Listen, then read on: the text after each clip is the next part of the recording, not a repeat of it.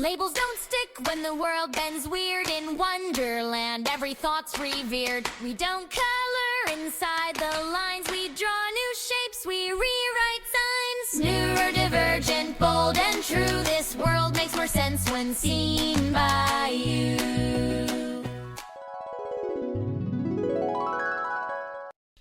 Can you hear that? The clinking of teacups, the overlapping voices, the chairs scraping against the floor. At the head of the table, someone's yelling about time. And in the middle of it all, nestled between noise and nonsense, is the Dormouse. Curled up, eyes heavy, trying not to be seen. Today, we're sitting beside him, because sometimes being at the tea party feels like too much. Too bright, too loud, too many things happening all at once. And like the Dormouse, all you want is to find stillness. Welcome to this episode of Wonderland Unlocked. We're exploring sensory overload, what it feels like when the world comes in too strong, too fast, too all at once.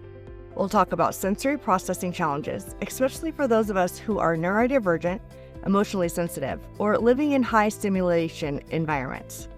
We'll use metaphors from Wonderland to make sense of the chaos, share reflections and gentle truths, and offer space to feel less alone in your sensory experience. You don't have to stay alert at the party. You can lean back. You can rest. Let's begin. Let's take a closer look at the tea party. It's wild, isn't it? Voices rising and falling like a chaotic symphony. Teacups clinking, plates crashing. Everyone talking at once, but no one really listening. The Mad Hatter interrupts the March Hare, who interrupts himself. The conversation loops and spirals like a carousel with no brakes. And then, there's the Dormouse. Small, curled up, barely awake. He mumbles a few words when poked or prodded, then slips back into sleep, retreating into stillness while everything around him spins. In the world of Wonderland, this might just seem like a quirky personality. But in the world of real people with real nervous systems, especially those who are neurodivergent or highly sensitive, the Dormouse tells a deeper story. He doesn't shout over the noise. He doesn't fight the chaos. He simply disappears. This is what sensory shutdown can look like, when your senses are overloaded, when everything is too much and coming in too fast. Sometimes your only option is to pull inward, to get quiet, to zone out, to let your body conserve energy in the face of overwhelming input. It's not dramatic. It's not attention-seeking. It's protective. The Dormouse's sleepy detachment at the table can mirror the very real experience of people who shut down in overstimulating environments. The child who stares off blankly in a noisy classroom, the adult who goes quiet in a crowded meeting, eyes glazed over, the person who smiles and nods at the party but hasn't heard a word for the last 10 minutes. Sensory overwhelm doesn't always look like a meltdown. Sometimes it looks like retreat, like going still, like becoming smaller to survive the noise. And yet, the world often mistakes this for rudeness, for laziness, for not paying attention. But the Dormouse is paying attention in the only way he can, given the storm around him. When we learn to recognize this pattern, not just in others, but in ourselves, we start to understand that withdrawal isn't failure, it's wisdom. It's a nervous system whispering, I need quiet now. So listen to that whisper. So what is sensory overload really? At its core, sensory overload happens when your brain is receiving more input than it can process. That input could be visual, auditory, tactile, olfactory, or all of the above all at once. It's like being in a room where the lights are too bright, the music is too loud, someone's wearing strong perfume, and your tag is itching the back of your neck, and 5 people are talking at once, and your brain is trying to respond to everything as if it's equally urgent. For most people, the brain automatically filters out the background noise or softens stimuli that aren't important. But for people with sensory processing sensitivity, that filter doesn't always work the same way. Let's talk about some common triggers for sensory overload. Bright or flickering lights, loud or overlapping sounds, like crowded rooms, sirens, or even too many people talking. Strong smells, cleaning products, perfumes, food. Uncomfortable textures, tight clothes, stretchy fabrics, tags, seams. Crowded environments where movement and sound constantly shifts around you. And sometimes it's not just one trigger, it's the combination. A busy grocery store, a classroom, a party, a commute. Places where your senses are constantly asked to adjust, absorb, and respond. For many neurodivergent people, including those with autism, ADHD, borderline personality disorder, and PTSD, sensory processing differences are a daily reality. The nervous system is wired to register sensory information more intensely, or to become overwhelmed more quickly. This isn't a choice. It's not about being picky, dramatic, or high maintenance. It's about biology. It's about how your nervous system is designed to notice deeply, immediately, and sometimes painfully, things others might barely register. Sensory overload can lead to meltdowns or shutdowns, irritability or emotional dysregulation, anxiety or panic attacks, disassociation or numbness, exhaustion that feels out of proportion with what shouldn't be tiring. And the hardest part, the world isn't always built for sensitive systems. So many people live in this state of constant sensory defense, masking, bracing, enduring, trying to act normal when their body is screaming for quiet.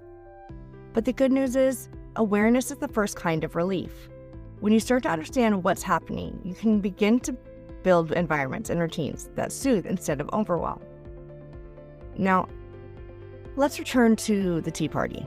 Try to picture it. It's not just a scene in a book, but as a feeling. Everything is happening at once. March Hare is throwing tea across the table. The Mad Hatter is shouting riddles. Dishes are clinking, sugar is spilling, and someone's always switching seats without warning. The table is cluttered. The chatter never stops, and the Dormouse keeps curling up tighter and tighter, hoping to disappear. This is what sensory chaos can feel like in real life. Sometimes it's a birthday party where every balloon pop feels like a thunder in your chest. Everyone else laughs, but your whole body tenses. You smile and nod, trying to stay present, but the noise keeps piling up, and eventually, you just can't. Other times, it's the classroom, where the fluorescent lights hum so loudly it's hard to hear the teacher. Everyone else seems fine, but your brain is trying to process the sound, the flicker of the lights, the scratch of the pencils, the feel of your clothes, and the pressure of expectations, all at once. Living in sensory chaos can mean feeling irritated before you even know why, wanting to cry from the sound of dishes being stacked, snapping at someone you love because your body is flooded, zoning out in the middle of conversations, or needing hours to recover from something simple like a family dinner. This is why sensory overload is so often misunderstood. Because from the outside, it might look like you're overreacting, but inside, your nervous system is on fire. For many people, especially those who are neurodivergent, everyday environments can feel like a Wonderland tea party, chaotic, overstimulating, unpredictable, and relentless. The emotional tolls builds up. Anxiety because you never know what the next sensory spike will hit. Irritability because you're already stretched thin. Shame because you're the one who can't handle things. And exhaustion, deep, aching, full-body exhaustion from constantly filtering the world. And sometimes you melt down. Sometimes you shut down. And sometimes you disappear into yourself like the Dormouse, hoping no one will notice. But what if we noticed you? What if the party paused for a moment? What if the noise softened, the lights dimmed, and you were allowed to breathe? So far, we've explored the chaos, the tea party, the shutdown, the overwhelm. Now let's shift into something softer. Let's talk about how we soothe the senses.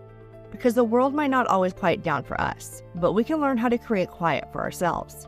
And that doesn't make us weak, it makes us wise. Let's start with some practical tools, small, accessible supports that can make a big difference. Noise-canceling headphones. These are lifesavers in noisy environments, classrooms, grocery stores, public transit. You don't have to listen to music, just reducing the volume of the world can help your nervous system breathe. Sunglasses or tinted lenses.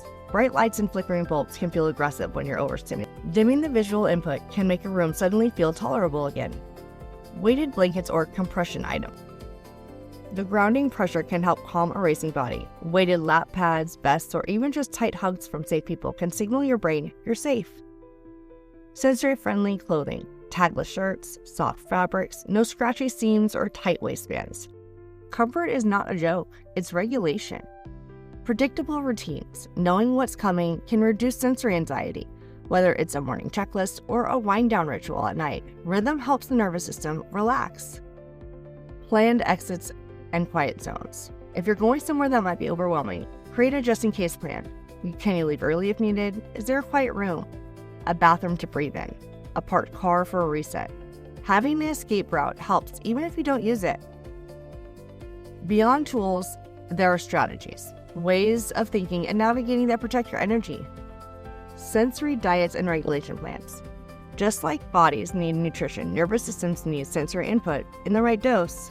Some people need deep pressure, others need movement. Some need calming textures or rhythm sounds. Working with an OT or learning your patterns through trial and error can help build a personalized toolkit. Scheduled breaks. Don't wait for overload to crash you. Build breaks before you need them. 5 minutes of silence, a body scan, a drink of water. You deserve pauses. Boundaries. And here's a big one, saying no. You're allowed to leave early. You're allowed to not attend. You're allowed to excuse yourself from conversations, skip events, or advocate for accommodations. This isn't rudeness, it's self-respect. Sensory care is real care. It's not babying yourself. It's not avoiding life. It's meeting your nervous system where it's at, with compassion, creativity, and love. Because when your body feels safe, your whole self can come forward. You don't have to earn rest. You don't have to justify comfort. You don't have to suffer through every tea party just to be included. Let's normalize talking about sensory needs, not as quirks, not as inconveniences, but as part of how we move through the world. It can start small. Hey, this light is a bit bright. Do you mind if I move? Loud environments are hard for me. Could we chat somewhere quieter? I love hanging out, but I might need a sensory break halfway through. In relationships, honesty builds trust. In workplaces, accommodations create access. In social settings, boundaries build belonging. You don't owe everyone an explanation, but you are allowed to speak up. And sometimes the most powerful form of advocacy is listening to yourself first. That tight feeling in your chest, the headache creeping in, the urge to disappear. Those are signals, not flaws. Honoring those signals might look like leaving the gathering early without guilt, wearing headphones even if others don't understand, saying I need a moment, and actually taking one. You don't have to stay at the tea party if it's too much, and you certainly don't have to smile through the storm just to keep others comfortable. You are not difficult. You are attuned. You are not weak. You are aware. You are not too much. You are enough exactly how you are. If you feel called, take a few moments to journal or simply reflect quietly. What overstimulates me? What soothes me? What does my nervous system need more of? Not what others expect, not what you should handle, but what you need. Let your answers be honest. Let them surprise you. Let them guide you gently. And here's your permission, gentle but firm. You are allowed to step away. You are allowed to rest. You are allowed to come back when you're ready, if and when you want to. The world doesn't get to decide when you're done. You do. You don't have to earn quiet. You don't have to justify softness. It's a part of you to care for. Thank you for sharing this quiet moment with me today. Thank you for having tea beside the Dormouse. If this episode helped you feel a little less alone in a sensory overwhelm or gave you a soft space to breathe, I'm truly glad you are here. As always, stay curious, stay kind, and keep unlocking.